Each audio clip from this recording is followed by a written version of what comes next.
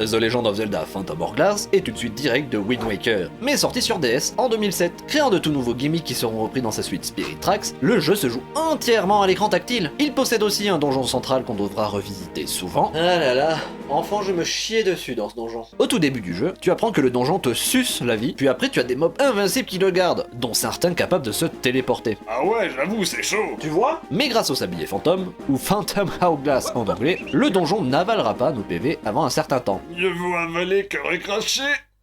T'es un pan. C'est le mini-jeu de pêche de The Legend of Zelda Phantom Hourglass.